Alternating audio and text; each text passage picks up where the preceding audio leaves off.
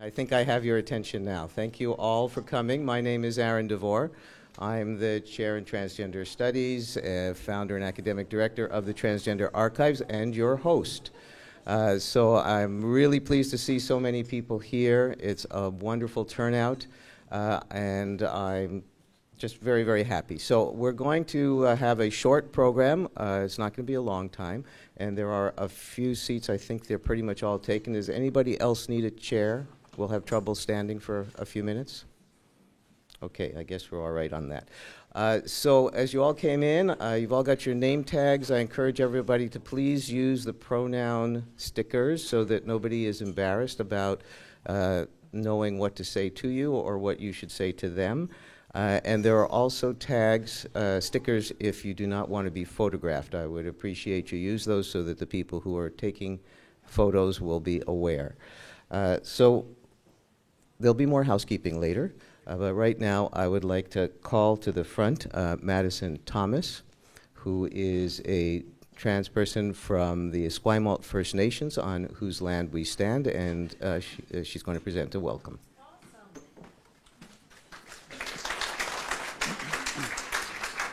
Hello, and thank you for attending.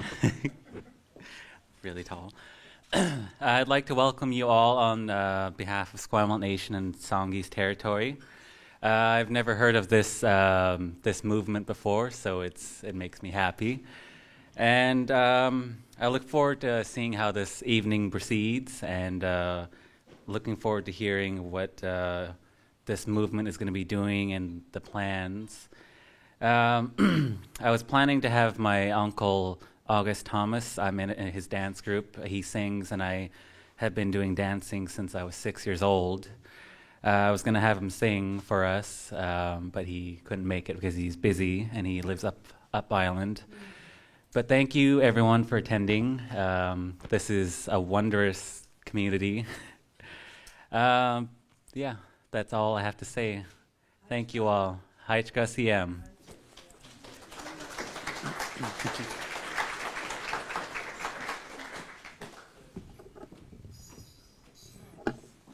Thank you very much, Madison.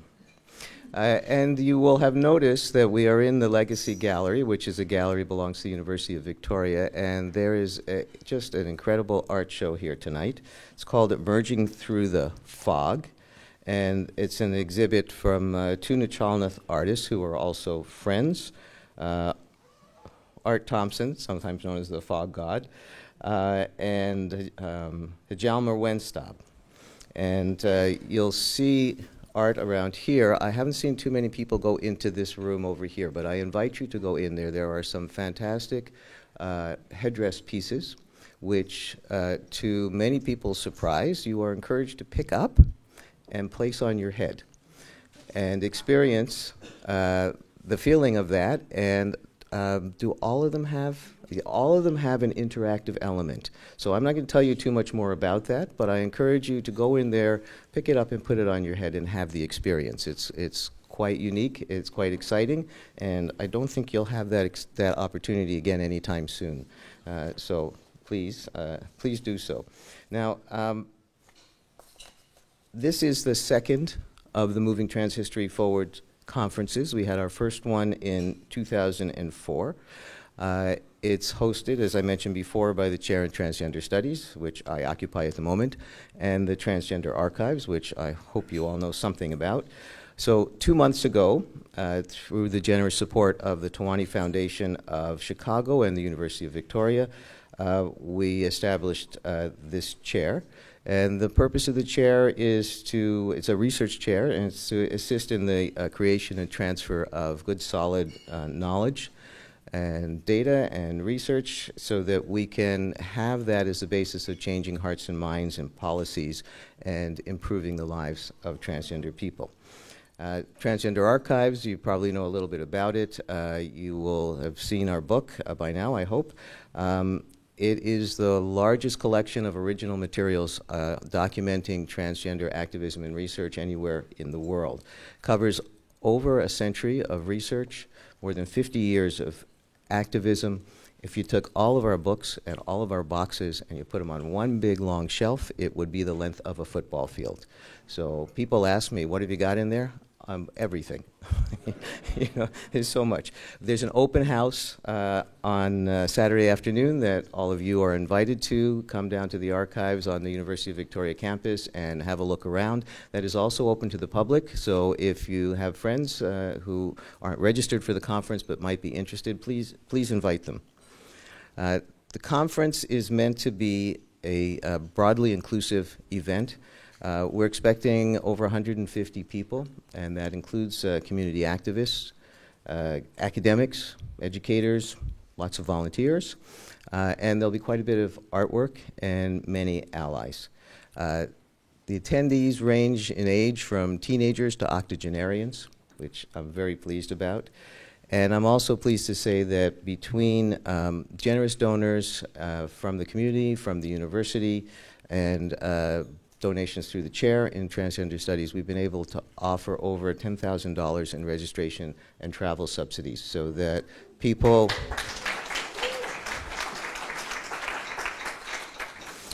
so that it's open to everybody, and that economic status should not be a barrier to attending.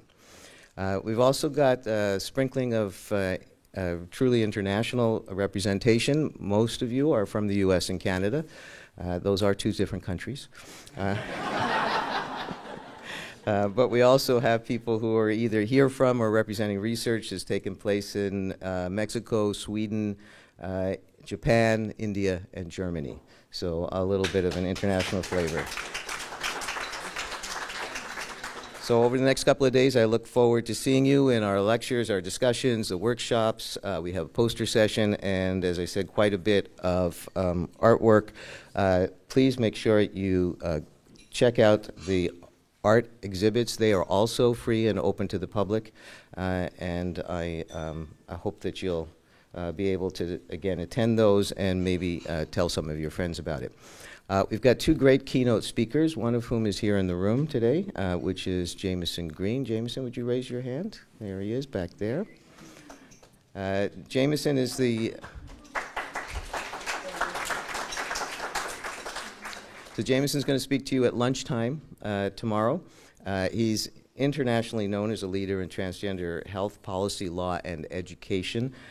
He's served on numerous boards of trans organizations. He's appeared in over a dozen educational documentary films. His policy work has impacted governments and businesses around the world, and I think he's probably the most widely recognized trans man in the world today. Yes.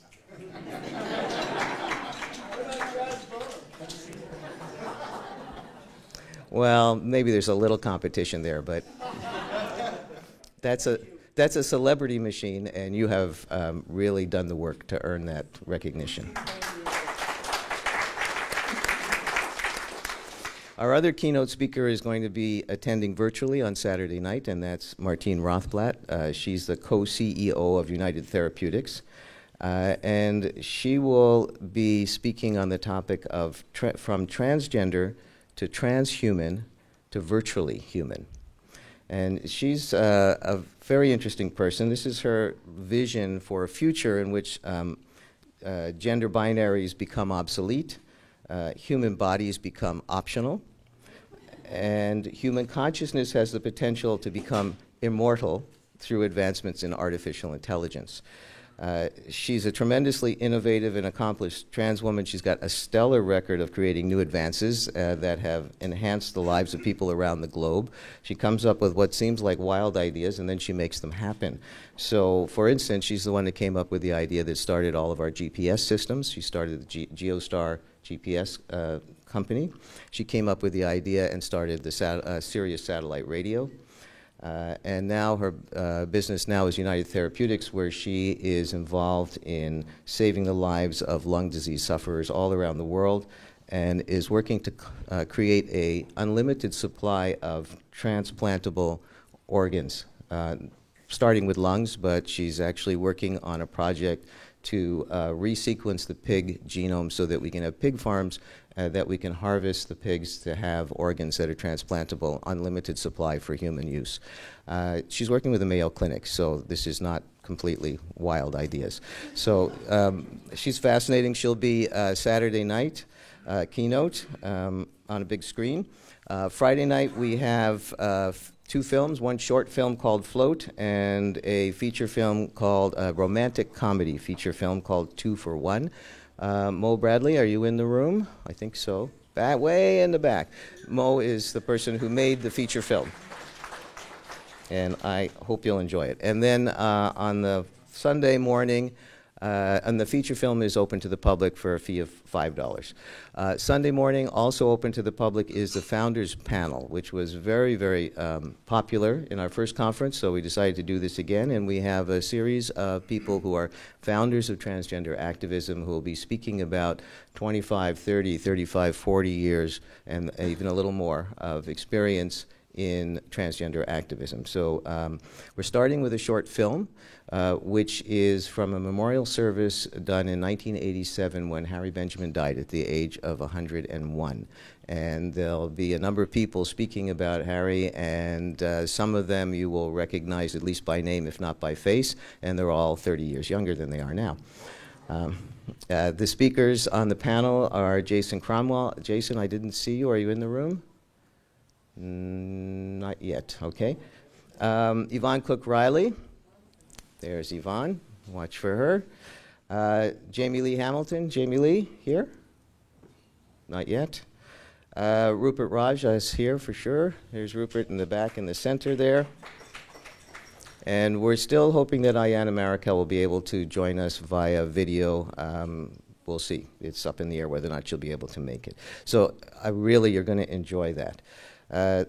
This is a real opportunity that doesn't come around very often. It's not that often that very many of us get to be in one place with so many trans and gender nonconforming people. So it's a lot of people here, a lot of people committed to changing the world. Please, do not miss out on this chance to grow. I hope that each of you will be stretched a little by what you experience here. Make sure that you meet new people. Don't just hang out with the folks you know. Expose yourself to ideas that are outside of your comfort zone. This is a safe place to do that. Have real conversations, please, with people who are different from yourself. Listen carefully. Listen more than you talk. Think creatively. Keep your hearts open and build lasting bridges, all right? And most of all, be kind to yourselves and be kind to each other. There's a lot that you can grow from here this weekend, and I hope you can take it with you.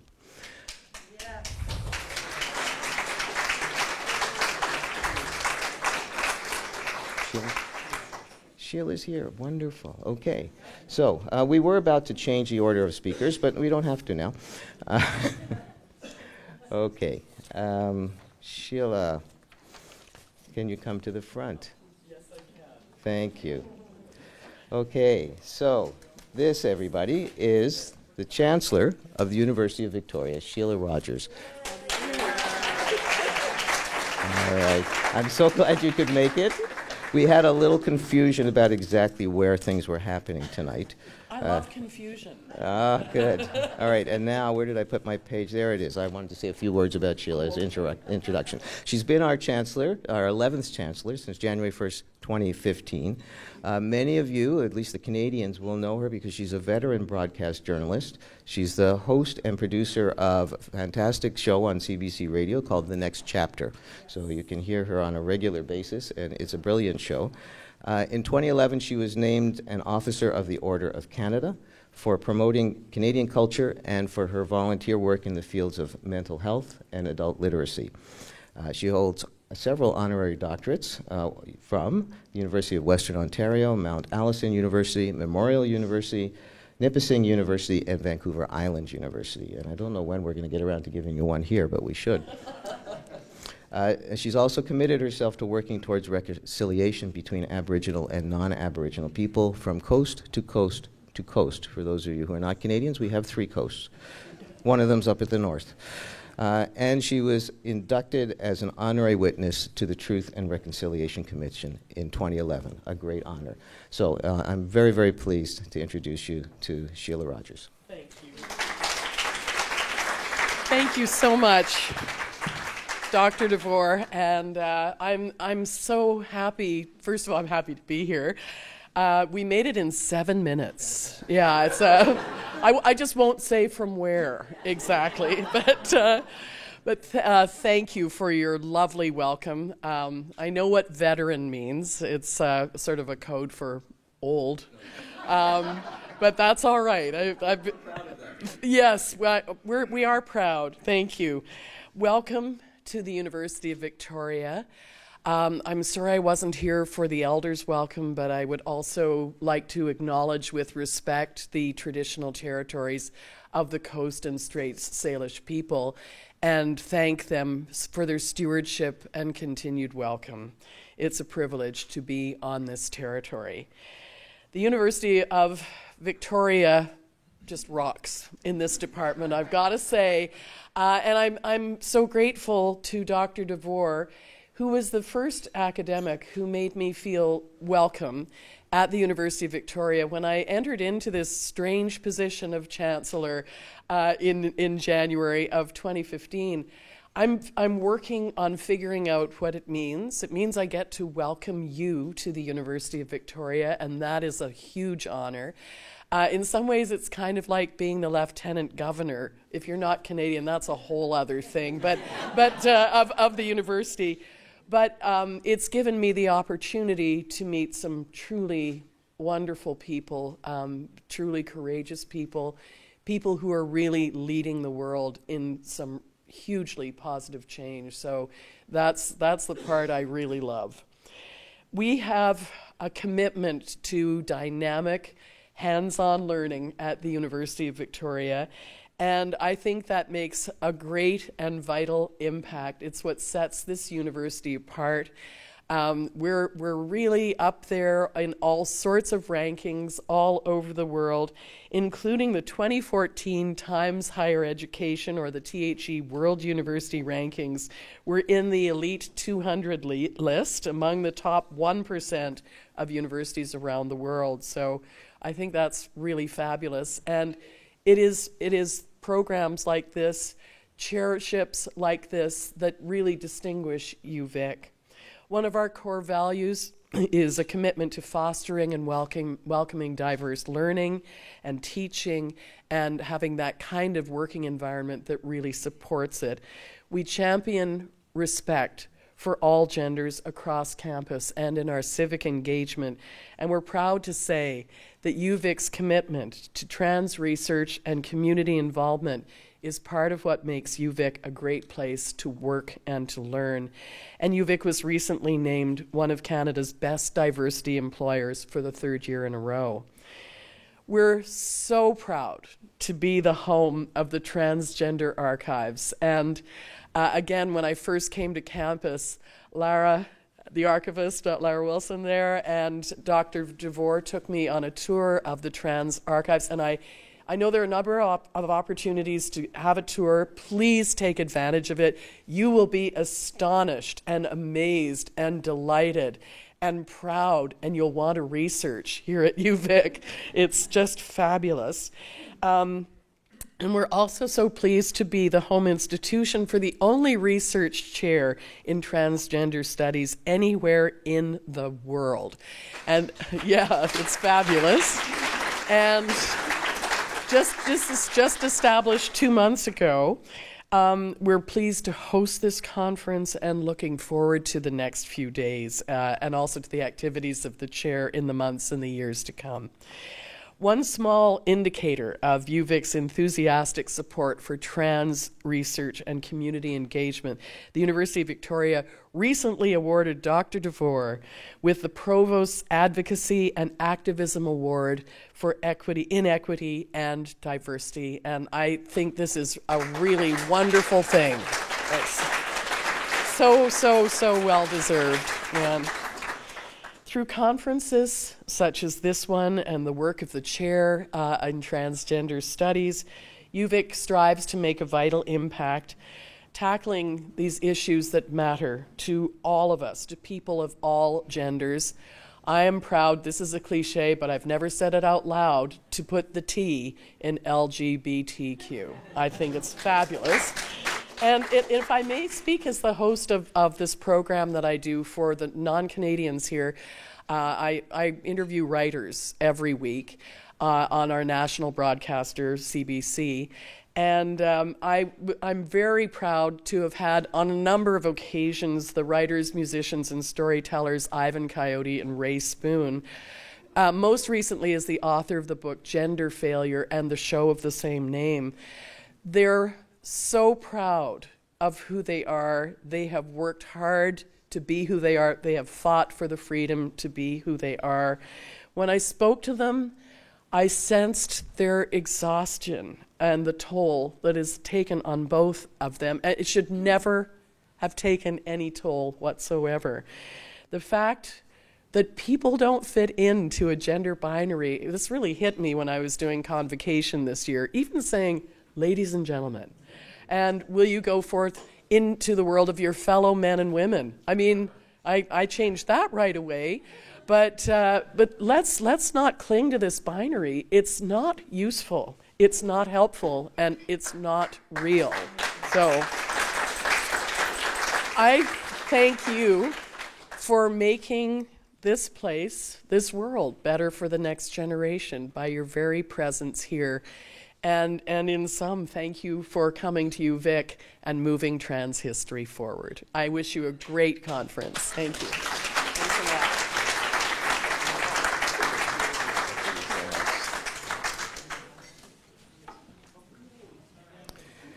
Could you work at a better place? This is the most senior official of our university. It makes me proud. All right, one more speaker this evening, and I want to introduce you to Randall Garrison. Randall was a instructor of criminal justice and political science at a local college here called Camosun College for 20 years. And he was elected to the Parliament of Canada in 2011, re-elected again in 2015. He's an out gay man, and he has been a strong voice in Parliament for LGBTQ people. As the LGBT critic for the New Democratic Party, he's brought forward bills intended to secure equal rights for transgender Canadians, and his was one of the 3 only bills brought forward by not the government to pass in the last sitting of the House of Commons. And he's here today to tell us about his efforts in Parliament, in the Canadian Parliament, to strengthen the laws of Canada in protecting the rights of trans and gender non-conforming Canadians. Randall Garrison.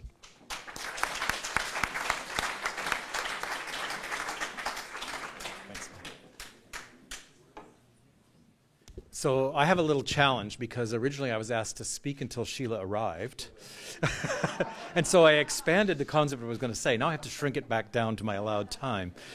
So let me first say it's an honor for me to be here and to thank you for allowing a gay man to stand here, because even today, gay men are not always the best friends of gender nonconforming and trans people. And so it's an honor for me to be invited. In my life, I've had, I'm going to get emotional again every time. I've had a number of close friends who changed my mind, took me from a young gay man insecure about my own sexuality, and turned me into a friend of trans people, and I try to continue learning and continue growing.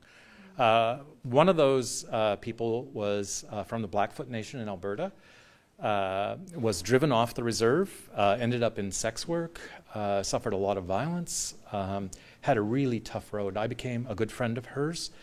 She's now a very proud trans woman who runs her own small business in Vancouver.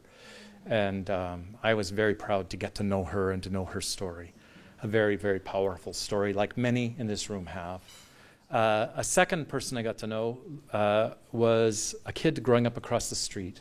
And my partner and I kept saying, that's not a girl. Would they stop putting her in dresses? Because it's a he.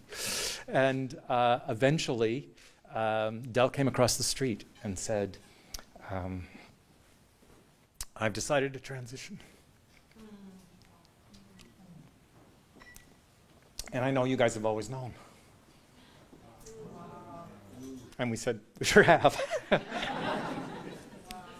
I do this every time if I try to do the personal stuff, but it's why I'm committed to doing this work. I'm not going to do the other two because I'll end up just bawling. So I'm going to leave it there. And one of those people's in the room, and that would make it really hard.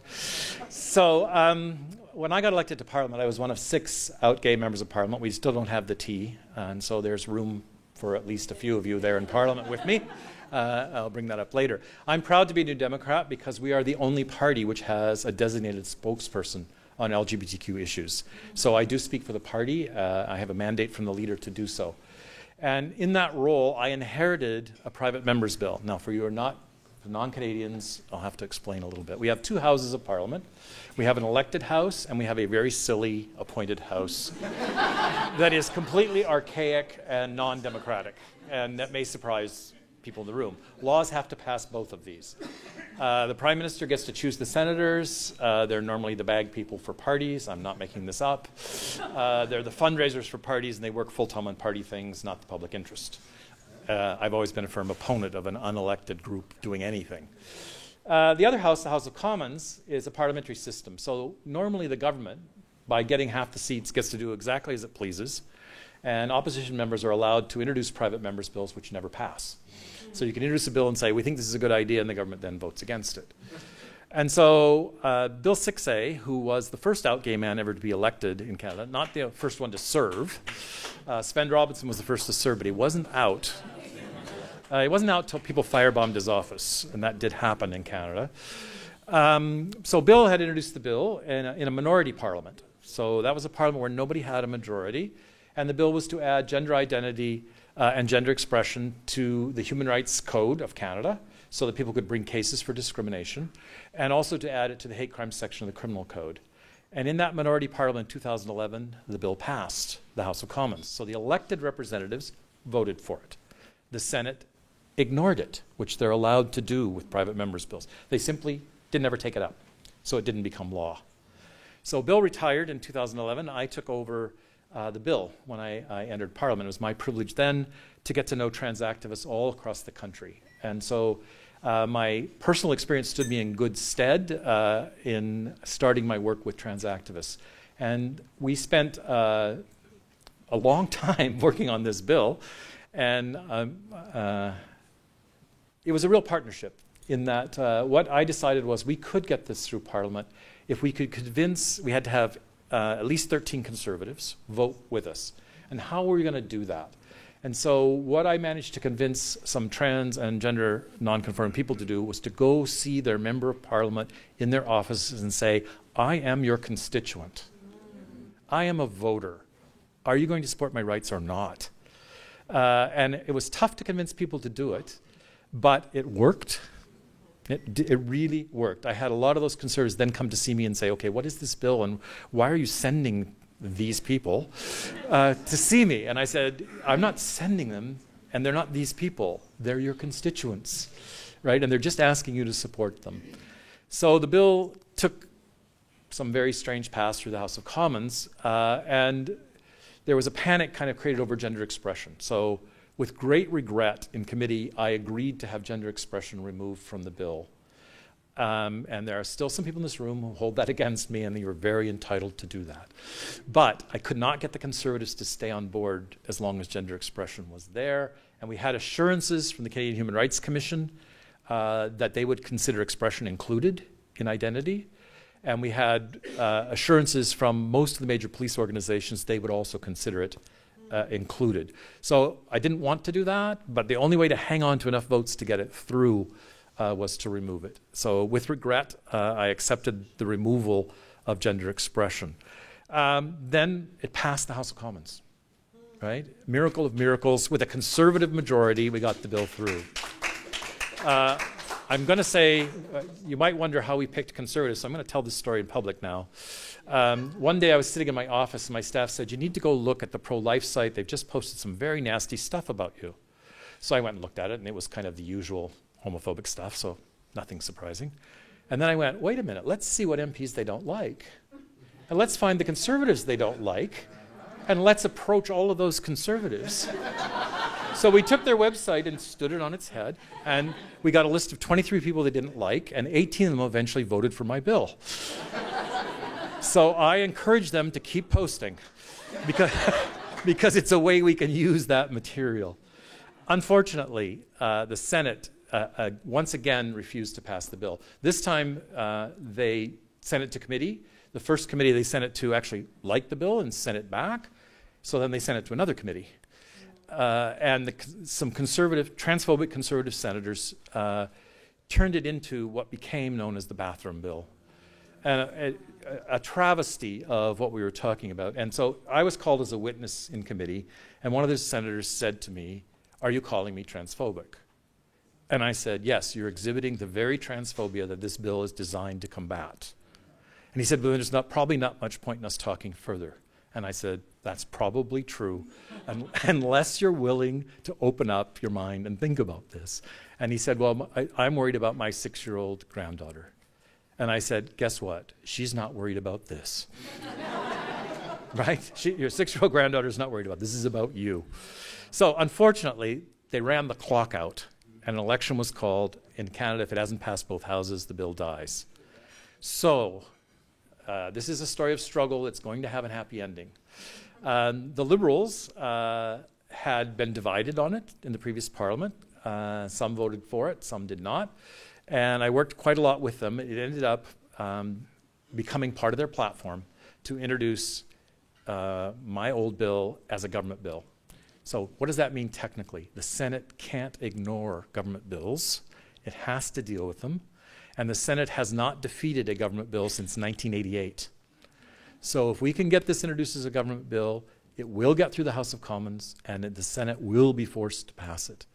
So 2 weeks ago, I sat down with the Minister of Justice, Jody Raybould-Wilson, asked me to come and see her, and she said, "Let's just talk." And she said, "I'm sure you want this to be your bill." And I said, "Well, I've introduced it again just in case you don't get around to it. But I know you're committed to do this. And it's not my bill. It's a bill for the transgender and gender nonconforming community. I don't care at all how we get it through, as long as we get it through. And if you'll introduce it as a government bill, then it will pass." So she said, "We need to discuss gender identity and gender expression." We had a good discussion, and she said, "Okay," and I'm saying this publicly for the first time, she made the commitment to me 2 weeks ago that the bill will be introduced very soon, and it will include gender identity and gender expression.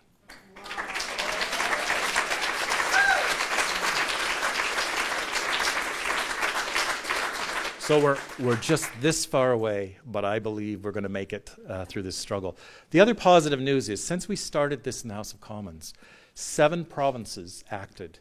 So we started the debate at the national level, and Canada's a federation, and for those of you who aren't Canadian, provinces are way more powerful than states in the US. So most things that transgender and gender nonconforming people deal with on a daily basis actually aren't federal. Some very important ones are, like passports and identity documents. But most things are provincial. So 7 provinces have now added to their provincial human rights codes protection for gender identity and gender expression, and 1 territory, Northwest Territories as well. So unfortunately, British Columbia is not one of those provinces. So we have an election coming up in about 14 months, and I urge all of you to do the same kind of thing I urge people to do at the national level. Go and see your representatives who aren't on board and ask them if they're going to support you by supporting a bill at the provincial level. And that's how we get this done, by working together and putting the pressure on people to represent all Canadians, represent the breadth of diversity in this country. So I want to end with that as a good news story. I think I've taken about the right amount of time. I've got lots more I'd love to say because I'm a politician. But passing the bills is the beginning of the work for me. It gives us a platform to stand on and to begin to remove all of those barriers that stand in the way of many people in this room and of transgender and gender nonconforming people all across the country. And so my commitment is we don't stop once the bill passes, but we continue to work to make it a reality, both in law and our society as a whole. And I look forward to seeing you over the weekend. I will be at the conference at least all day tomorrow, and I hope to get a chance to talk to many of you. So thanks very much for having me.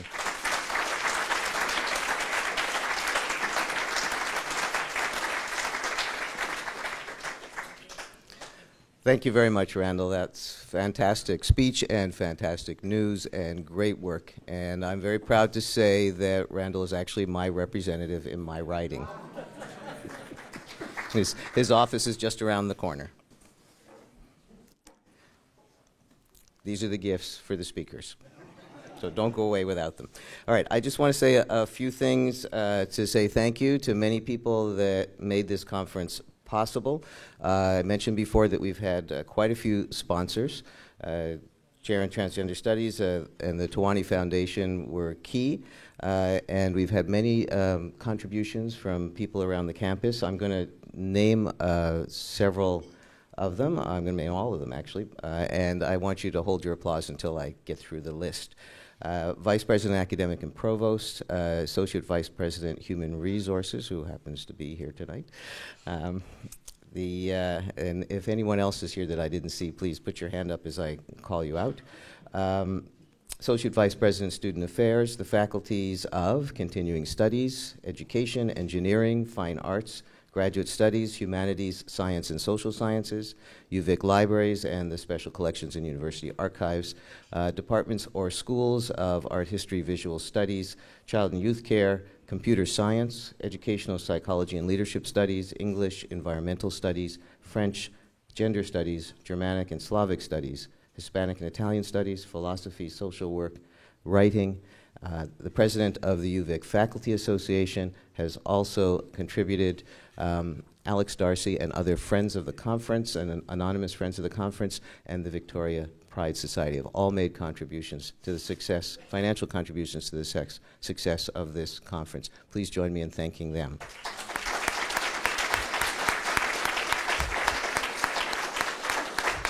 And over the course of the weekend, if you see people on their name tags and that you recognize as being representatives of any of those groups, please thank them personally. Now, there was a lot of work that's gone into getting us this far. There'll be a lot of work that goes into getting us through the rest of this time, and we have a fantastic steering committee who have worked together to make this happen.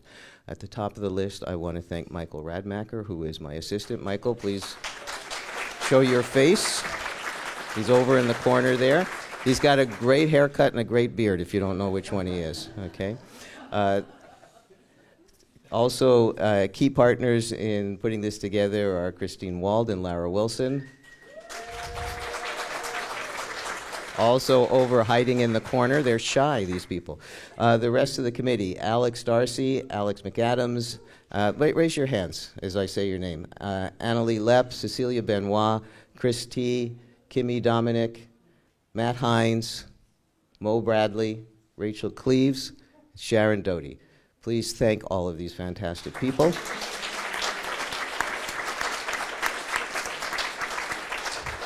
And they will continue working throughout the weekend and after the conference to make this all work well. I also want to thank all of you who are speakers. As I say spank? Sorry. I put together thank and speakers, and it came out as spank. All right. All right. I don't want to spank anybody, but I want to thank... You can do that yourselves privately. I want to thank all of our speakers and participants. We wouldn't have a conference without you. There's a lot of support staff at the University of Victoria who has contributed. Many people came far and wide. And one very, very important person standing in the front in blue here, my wife, Lynn Greenoff, who allows me and supports me in everything. Raise your hand. Okay. All right, a couple of words about how the conference will proceed, and then I have gifts here for our speakers. We start again tomorrow morning at 9:30 a.m. at the University of Victoria campus. We're in the Student Union Building, which people on campus call the SUB, Student Union Building, and in particular, we are in the Michel Pujol room. Rooms A and B for the speakers, and that, for those of you who don't know, is named for a lesbian activist prof who died too young. And so many people know the name of the room and have no idea that it has that background to it. And I did know her, and she was a very, very fine person. We're having sessions all day. Don't miss the art exhibits and the performances. So this Michel Pujol room is on one side when you come in. The art performances are on the other side in a room called the Upper Lounge. I've already mentioned we're having a keynote speaker at lunch, Jameson Green. We have a poetry reading by Allie Blythe. It's going to be great. Please do not miss that at 4:30. Poster session over dinner. And then the films are after dinner at 6:45. And for those of you who have the energy and the interest, there is a club just down the block here. Which direction is it? Somebody point me. That way. We're pointing in all different directions. That direction, okay, called Paparazzi. It's a nightclub. It's at 642 Johnson Street. And after the films, you are all welcome to go down there and dance. And if you bring your name tags, you'll get in for free. Okay, so that's a gift from them to us. All right. My speakers, if you would join me up here at the end, I have small gifts to say thank you. I thank all of you. Please enjoy food and drink for the remainder of the evening, and don't forget to go in here and check out the artwork in this room. It's fantastic. Thank you very much. Enjoy the conference.